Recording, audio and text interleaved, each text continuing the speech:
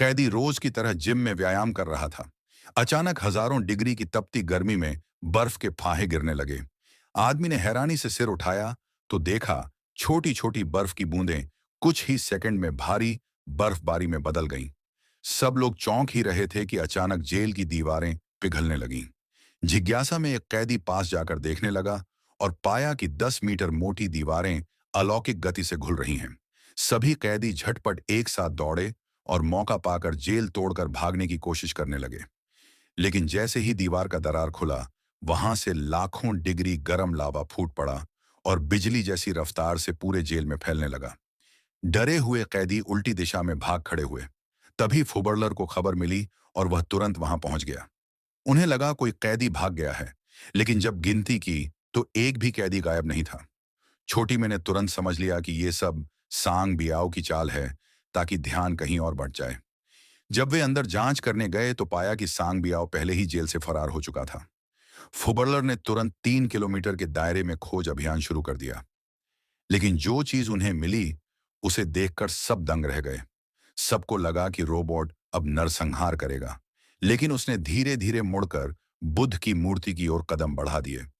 फिर रोबोट ने कहा, मैं इसीलिए फकीर बन सका क्योंकि मेरे अंदर कोई इच्छा नहीं। अगर इंसान भी अपनी इच्छाएं छोड़ दें तो वे भी मेरी तरह मोक्ष प्राप्त कर सकते हैं।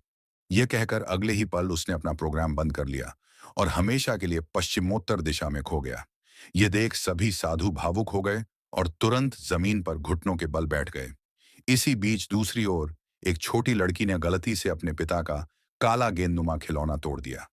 वह छुपकर इंटरनेट से नया खिलौना मंगवाने लगी और खुशी खुशी पार्सल आने का इंतजार करने लगी।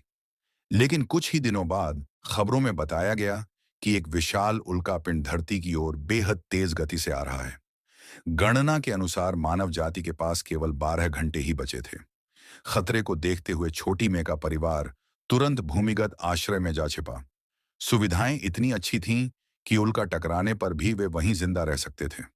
तभी समाचार ने आगे बताया कि उल्कापिंड पूरी तरह चिकना है और उस पर अजीब से अक्षर लिखे हैं। जैसे ही सबने वह अक्षर देखे, छोटी में हैरान रह गई, क्योंकि उस पर खुदा था उसका ही नाम। वह तुरंत कंप्यूटर खोलकर उस वेबसाइट को देखने लगी जहां से उसने खिलौना खरीदा था। देखते ही समझ गई कि यह वेबसाइट इंसानों की नहीं बल्कि एलियंस की है। उसे पक्का यकीन हो गया कि वही उल्कापिंड उसका ऑनलाइन मंगाया हुआ काला गेंद है। उसके परिवार वालों ने उसकी बातों को बेवकूफी समझा